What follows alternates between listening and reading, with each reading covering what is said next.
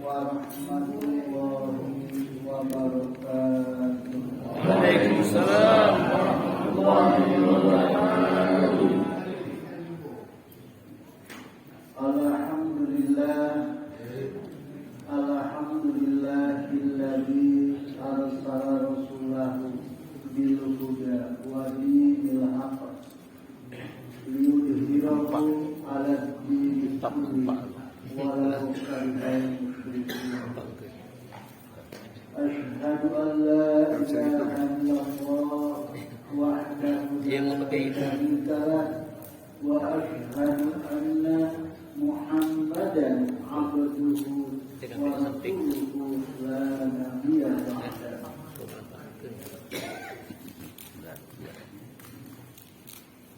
Puji dan syukur sudah sepantasnya kita dulukan kehadiran ilahi Rabbi Allah Subhanahu wa Ta'ala yang telah memutus utusannya dengan membawa agama yang benar untuk dimenangkan di atas segalanya, walau karihal musyrikun, sekalipun orang musyrik membencinya. Salawat beriring salam semoga tetap tercurahkan kepada baginda Nabi besar kita Nabi Muhammad sallallahu alaihi wasallam, para sahabat dan para pengikut yang setia sampai akhir zaman.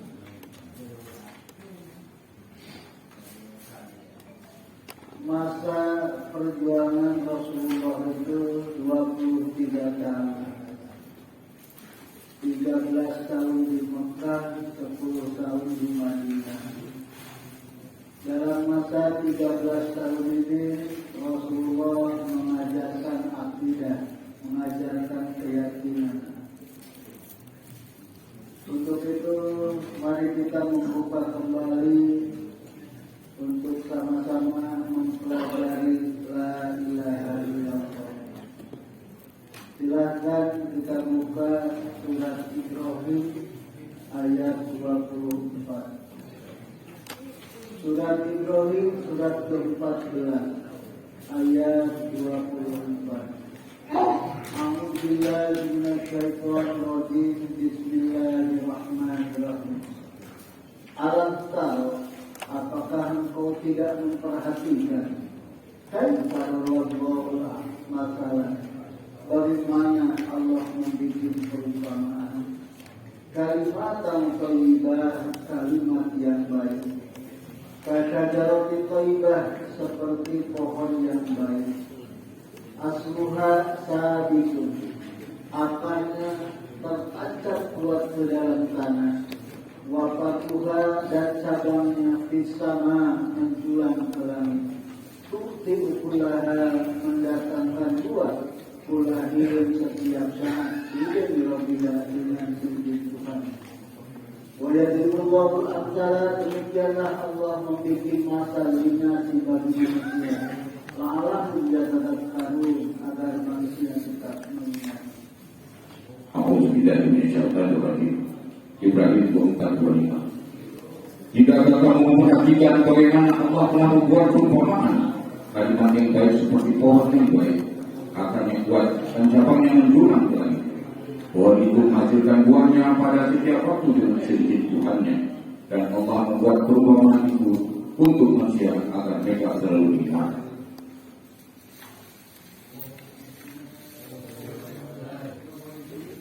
Seperti telah kami sebutkan dulu,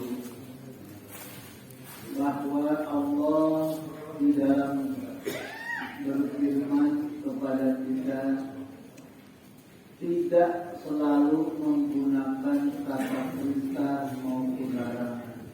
Harus begitu, jangan begini, tidak selalu. Tapi terkadang Allah menggunakan tamsiliyah, perumpamaan seperti pada sebelumnya. Kenapa tidak langsung saja kok pakai perumpamaan supaya lebih berkesan ke dalam jiwa?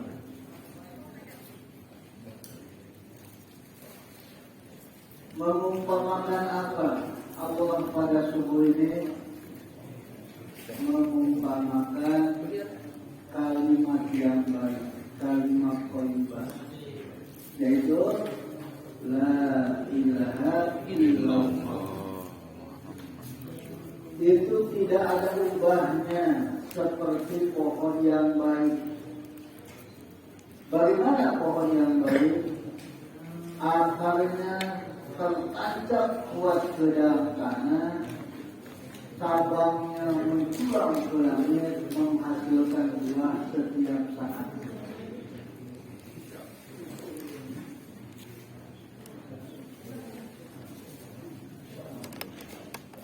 Coba lihat Bilal bin Rabah dicambuk, dihimpit batu besar. Tetap aja ahad Allah. Tidak bergeser ke tauhidan karena akarnya tertancap kuat ke dalam tanah. Wa maruha pisang cabangnya menculang ke langit. Siar dari la ilaha illallah dunia semarak. Lihat apa sekarang yang sedang terjadi. Ibadah haji dan umroh itu siarnya menculang ke langit. Itu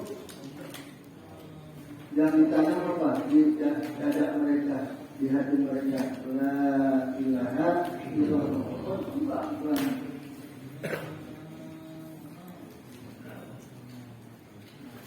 Kemudian menghasilkan buah setiap saat. Atau pada bapak buahnya la ilaha illallah. Aduh, buahnya baru 2 bulan mungkin ada. Apa buahnya la ilaha illallah? Buahnya al-itmi'anah dan hurriyah, ketenangan dan kemerdekaan. Orang-orang yang sudah mengatakan la ilaha illallah, mereka hidupnya tidak dijaga oleh Allah karena tidak ada Tuhan selain Allah. Dan orang yang mengatakan la ilaha illallah berhak mendapat ketenangan. Dia tenang.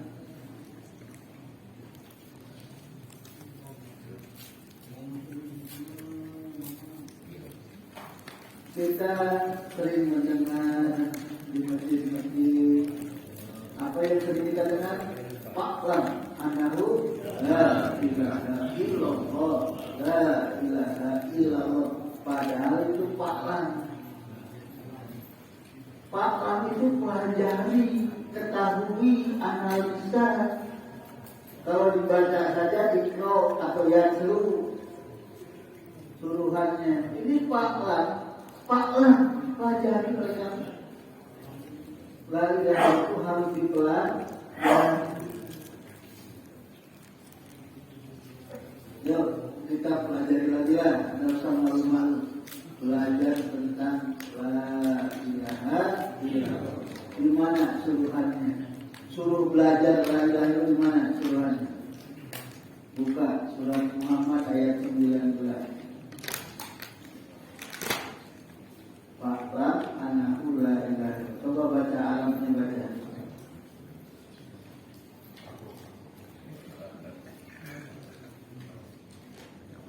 Baca alamnya. A'udzu billahi minasyaitonir rajim. Wa'lamu annahu la ilaha illallah.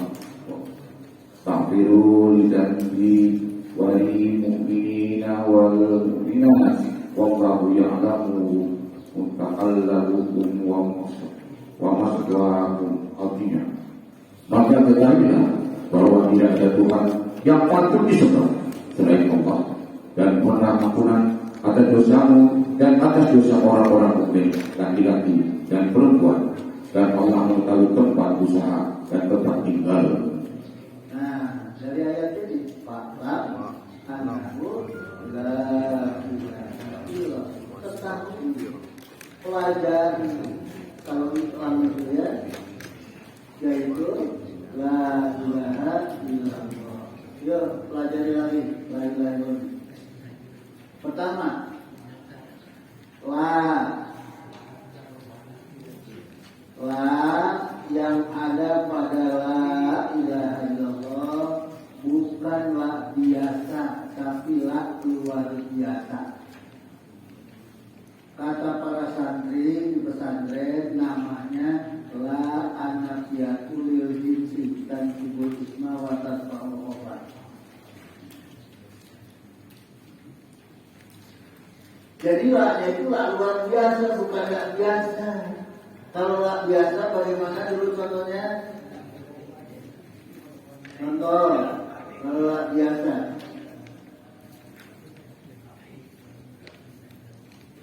saya tidak punya uang serupiah. Yang serupiah memang tak punya, tapi 5 juta ada. Kalau dibaca 5 juta ada. Tapi yang serupiah tidak punya. Itulah biasa. Tapi kalau kamu berkata, saya tidak punya uang 1 rupiah pun, boro-boro 5 juta, 1 rupiah pun tidak ada. Nah yang ada pada la ilaha illallah itu tidak ada Tuhan sekecil apapun illallah selain Allah. Buang semua. Sudah, la-nya sudah ya. Yang kedua, ilaha. Ada kan? Yang kedua katanya ilaha. Ilaha itu nakira, umum, banyak. Allah baru khusus tentu.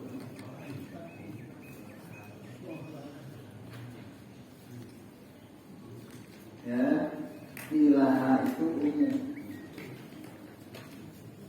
Jadi Tuhan itu banyak.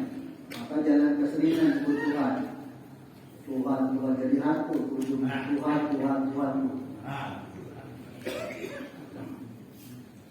Apa ilah?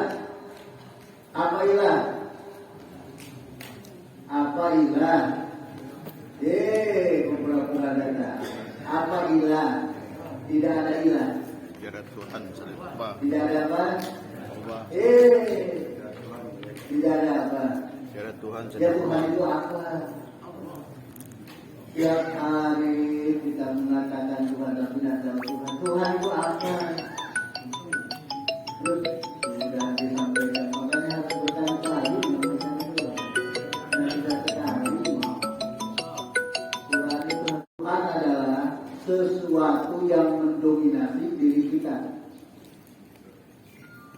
Apa aja yang menguasai, mengkup diri kita itu namanya Tuhan. Tuh lihat Al-Quran. Al-Aita ilahul. Kalau kamu perhatikan, ada manusia bukan aku Tuhannya, tapi hawa nafsu. Tuh, hawa nafsu dijadikan Tuhan. Jadi hidupnya itu tunduk kepada hawa nafsu, bagaimana hawa nafsu aja. Berarti Tuhan itu bukan Allah, tapi hawa nafsu. Coba lihat Tuhan, banyak Tuhan. Ada pimpinan dijadikan Tuhan, ada batu ali dijadikan Tuhan, batu dijadikan Tuhan, ada apa lagi, menantu dijadikan Tuhan, batu menantu. Padahal kita hanya boleh bertuhan yang satu. Yuk kita nyanyi dulu lah, nyanyi TK. Tuhan saya satu Tuhan saya, kalau bukan satu, bukan Tuhan saya. Apa deh? Lagu TK bisa ada apa? Tidak usah putar, bukan tahu putar, ayo semua ini. Lagu ketauhidan isikan ke dalamnya. Kalau tidurkan anak tuh pakai lagu tauhid. Bukan ini tidurkan anak pakai lagu Cucu Cahyati. Mabuk lagi, mabuk lagi, mabuk betulan nanti anak. Ya, sama-sama. Tuhan saya Satu. satu. Tuhan saya, kau bukan satu. Bukan Tuhan saya. Ada beda. Mau jadi.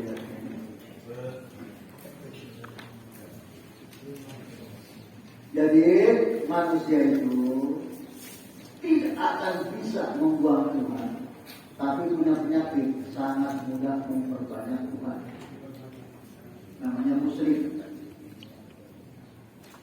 Yuk, siapa yang bisa membuang Tuhan? Tidak bisa. Mana? Oh, saya sebagai komunis gue. Tahu komunis? Saya orang yang tidak bertuhan. Cuma ngomong ya.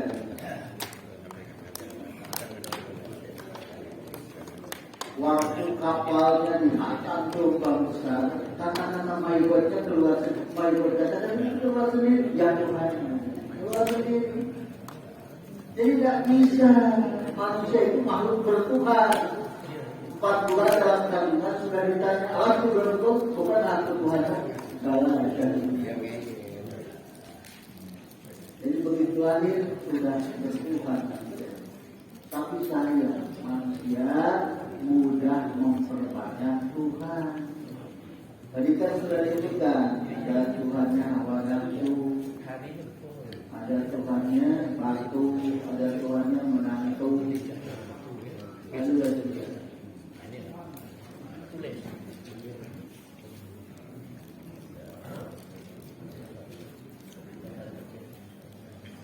Kemudian kita tetapkan ilallah, hanya Allah yang segala perintahnya mendatangkan kebahagiaan bagi kita, yang segala perintahnya bentuk kasih sayang Allah kepada hamba-Nya dan tidak.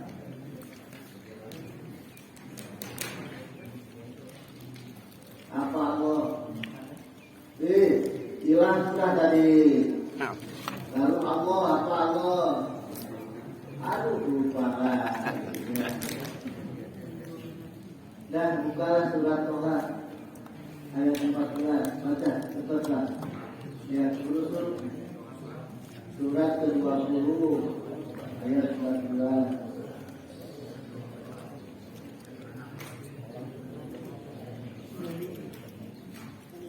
Auzubillahi. Sungguh aku ini Allah, tidak ada Tuhan selain aku. Maka sembahlah aku dan laksanakanlah sholat untuk mengingat aku.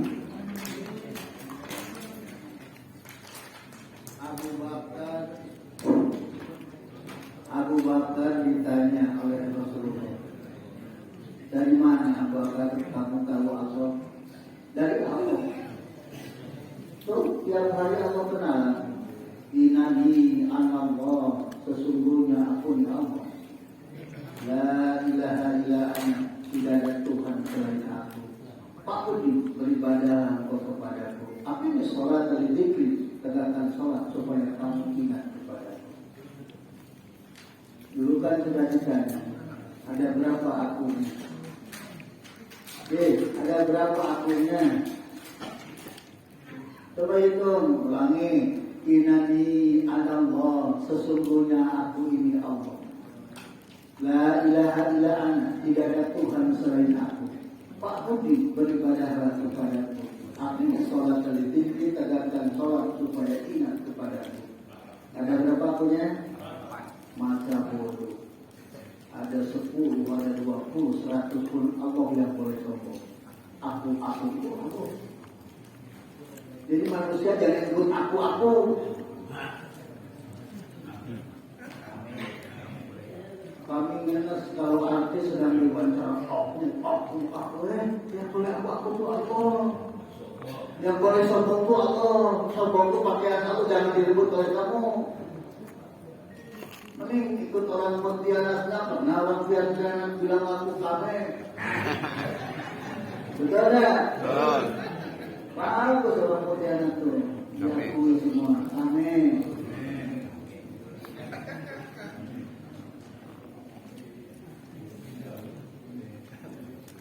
Apa Allah itu? Anak SD yang baru kelas 2 itu suka nanya-nanya ke rumahnya. Mak, apa? Mak, apa Allah? Banyak nanya. Ya kan? Bapak suka menjawabnya apa kalau anak nanya? Suka menjawabnya apa? Hah? Apa? Suka menjawabnya apa? Kalau anak nanya, Pak, Allah itu apa? Ya, Allah itu ismu jalal, nama Tuhan yang kita sembah itu Allah. Jadi Allah itu nama. Seperti kamu punya nama kan, deh? Kamu punya nama kan? Nama kamu Agus, agak gundul sedikit. Nanti katanya misalkan. Jadi ismu jalal nama, tapi nama yang sangat agung. Karena dibuang-buang satu huruf dengan Allah dia. Coba Allah, buang alifnya buang. Dibacanya siapa? Lillah. Lillah itu kepunyaan Allah. Tuh. Dibuang lagi lamnya satu. Jadi lahu itu kepadanya. Kepada siapa tuh? Kepada Allah. Buang ke semua alamnya. Sisakan dia yang ada itu siapa? Cuma Allah. Kita bukan ada, tapi dia adakan. Dibuang-buang seluruhnya pun tetap Allah. Itulah Rabbul Jalal, Rabbul yang sangat. Coba nama kita pulang. Ya, buang satu coba. Pak Yasin buang namanya satu. Jadi kacau nanti. Kalau dibuang satu tuh, tapi Allah enggak. Buang enggak sama aja. Itulah nama yang sangat agung. Jadi ingat, manusia itu kita ini sekuat apa menandakan dalam gerakan kita akan ditentukan oleh la ilaha illallah. Coba akan kelihatan berjamaahnya, kelihatan suka ngajinya, itu tergantung la ilaha illallah yang kita capai.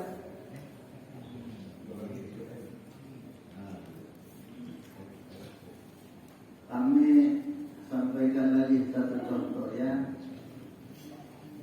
Yang contoh ini didapat dari Pak Hasan Gaus, dosen kami di IAIN Bandung.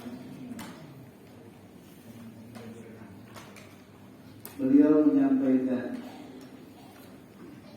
ada calon kiai dengan calon pastor mati di Paris. Ingat kan, ini baru calon nih, calon anak kecil. Calon kiai dengan calon pastor mandi di Paris. Sedang mandi, pakaiannya dilarikan oleh orang jahil, disembunyikan. Pakaian dalam, pakaian luar, semuanya. Ngumpet di bawah pokok bambu, memandang orang yang mandi. Ternyata betul. Kedua orang tersebut mencari baju itu tingkahnya berbeda-beda. Calon pastor nutupi mukanya, biar ada yang itu yang dikawal.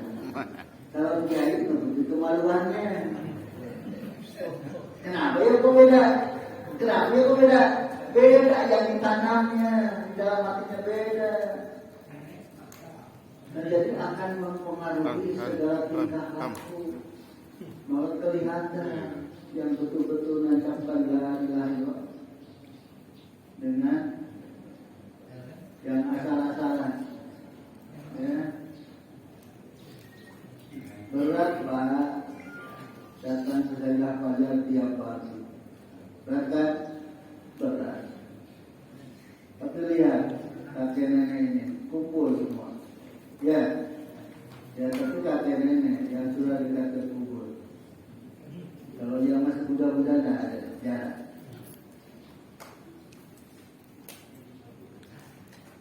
Jadi sekuat apa kita menetapkan la ilaha illallah? Kebalikannya, apa kebalikannya? Kebalikan dari tauhidnya apa? Ya, musyrik. Satu-satunya dosa yang tidak diampuni hanya musyrik. Memperbanyak Tuhan. Kalau saya lainnya diampuni. Yuk, lihat surat An-Nisa 116. Satu lagi lah. A'udzubillahi minasyaitonir rajim. An-Nisa 116. Allah tidak akan mengampuni dosa syirik atau persekutuan Allah dengan sesuatu, dan Dia mengampuni dosa selain itu bagi siapa yang Dia kehendaki. Dan barang siapa mempersekutukan sesuatu dengan Allah, maka sungguh dia telah tersesat jauh sekali. Gimana? Allah tidak akan mengampuni dosa syirik dan mengampuni dosa-dosa selain itu. Hanya syirik yang tidak diampuni. Sedangkan paling mudah manusia melakukan syirik, memperbanyak Tuhan. Gimana jalan keluar ini?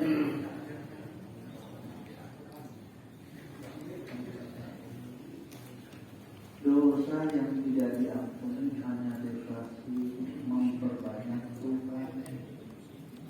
Sedangkan Allah mengampuni dosa-dosa yang lain. Apa maksudnya? Maksudnya kalau syirik terbawa mati, sampai mati syirik. Nah, makanya harus ditinggalkan sekarang. Umar bin Khattab asalnya syirik nggak? Syirik. Tapi lihat Umar bin Khattab ujung kehidupannya, dia meninggalkan semua syirik. Dia menjadi pembela Islam yang paling berani. Umar bin Khattab. Jangankan manusia, setan pun takut oleh Umar bin Khattab.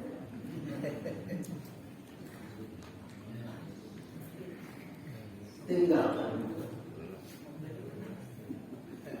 Sering ditanyakan, ya Amirul Mukminin, kenapa baginda ini kadang-kadang tertawa sendiri? Kata Umar bin Khattab, betapa bodohnya aku waktu zaman jahiliyah. Kadang-kadang bikin Tuhan itu dari roti.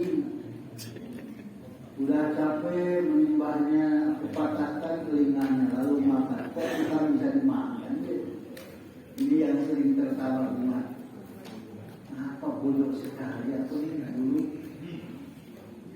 Lalu kenapa Amirul Mukminin kadang-kadang baginda ini nangis sendiri? Betapa kejamnya aku waktu zaman jahiliyah. Anak sendiri sedang sedap-sedap di bawah main malah dikubur hidup-hidup.